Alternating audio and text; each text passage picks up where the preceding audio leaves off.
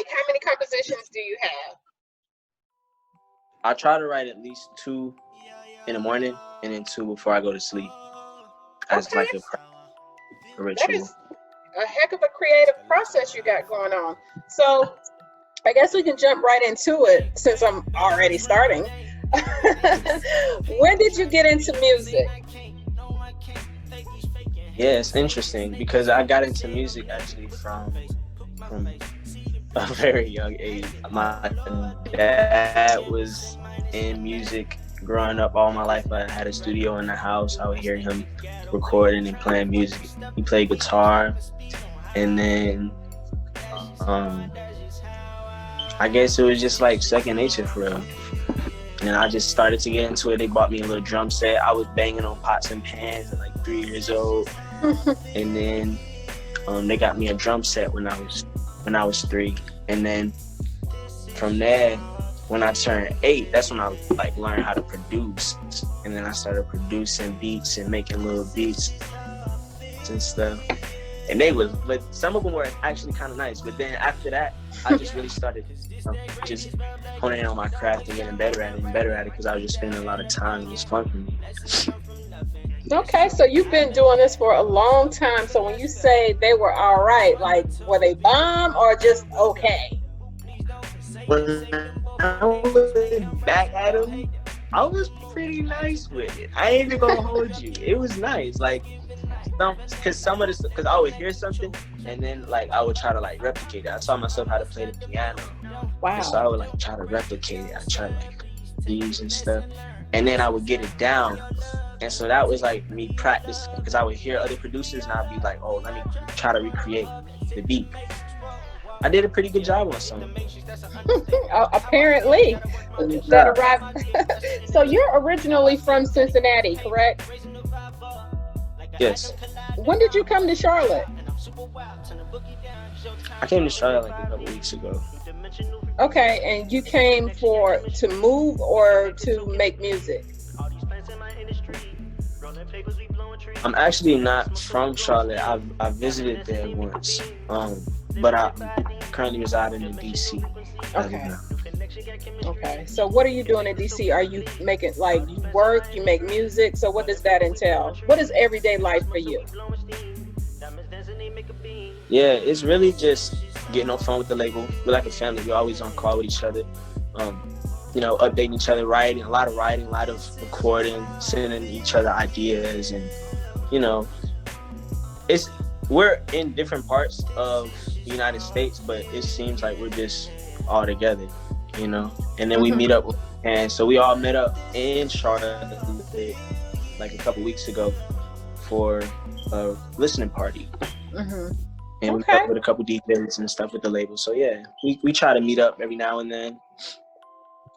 And you just recently signed with Pure Records. So how did that come about? Oh, my screen's acting up here. That's Sorry, okay. Can you see me? Yep. Good thing it's daylight. So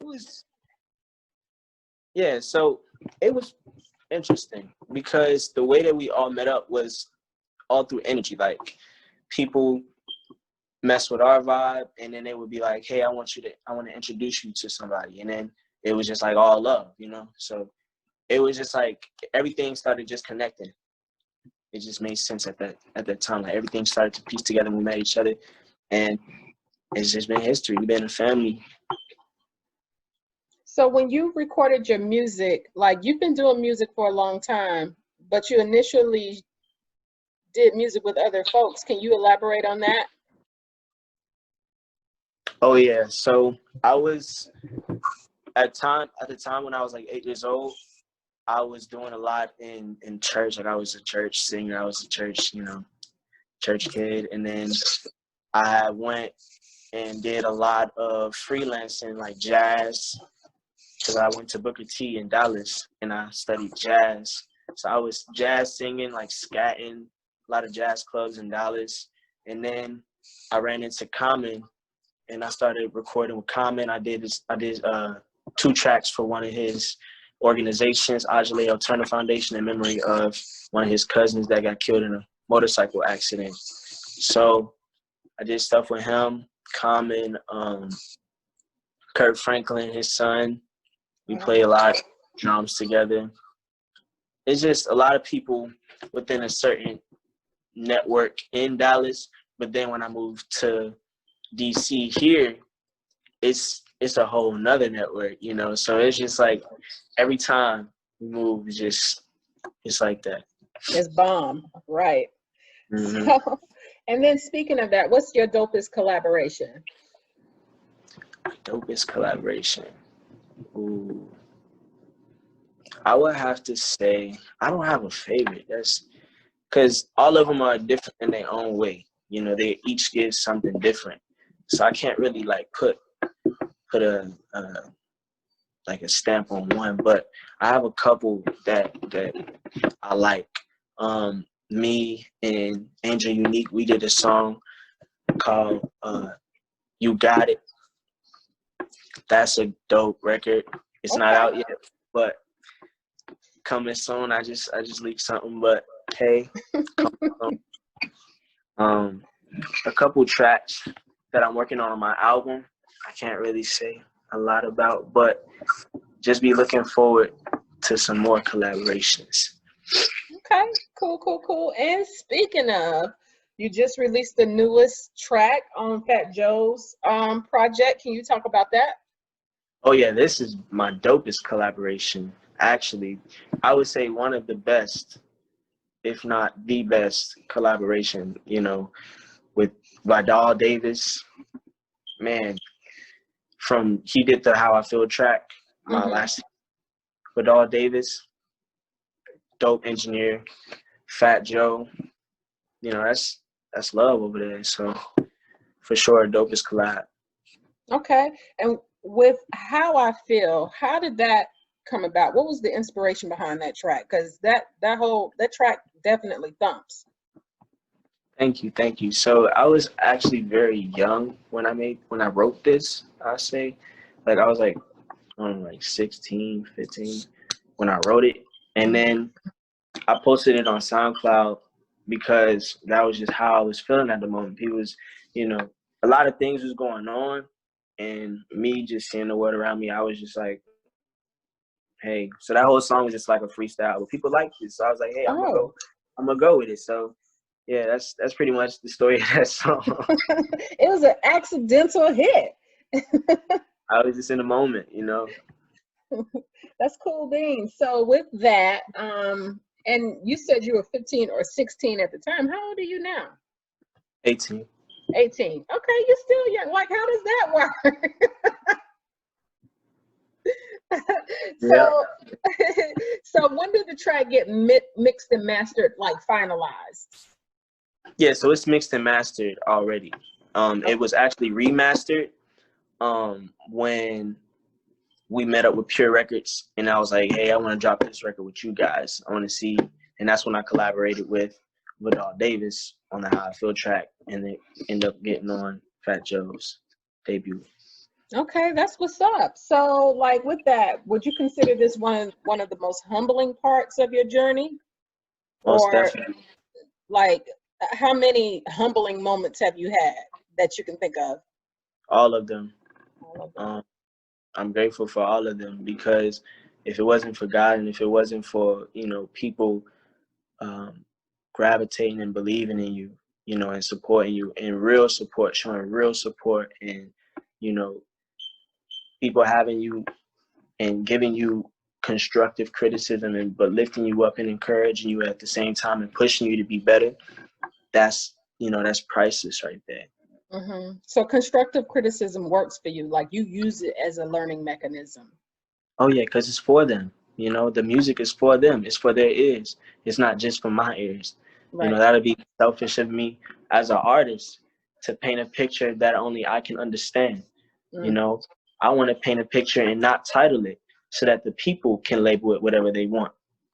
Okay, I like how you put that. So young but wise. So if you weren't doing music, what else would you be doing? Oh man, I do a lot. So I draw. Like that's something that I just love to do. Like I'm over here drawing right now. Okay. Black Panther. I'm Oh, drawing. Yeah, so I'm drawing. If not that, fashion designing. I make a lot of clothes. Yeah, anything artsy. I like the style of things, like the style of how you put stuff together. So if it's fashion, if it's art, if it's graphic design, video editing, like I like that. Like, the complexities. yeah, Okay, because so I you, do. I'm sorry. Like, oh, I was gonna say, like, I do all my artwork. I can't hear you. Can you hear me? Yes, a little bit. Okay. All right. So, and I like your artwork, and it's interesting that you showed me that photo of the Black Panther. So, Chadwick Boseman, the legendary, we're going to say that. What impact did he have on you at the time of his death? Wow, it had a lot of impact on me just because of the way that he was seen as one of the only Black heroes that most Black kids today ever had. And for him to just be gone like that, it's just like it's crazy because you know people needed kids today need a Black leader that they can look up to. And he was one of those people that brought people together. Mm-hmm. Whether it was through the movies that he played or just being in philanthropy and giving for the people. So within and without the scenes, behind the scenes and on the scene, he was a man of character. So I believe that it was a great gain and a great loss because we respect the legend, but his name will never die. Amen. His, So, if there was something that you could tell your 15-year-old self, if there were words of encouragement, advice, what would that be? well, this is a good one. Okay, so I would tell myself, be consistent, be more consistent, and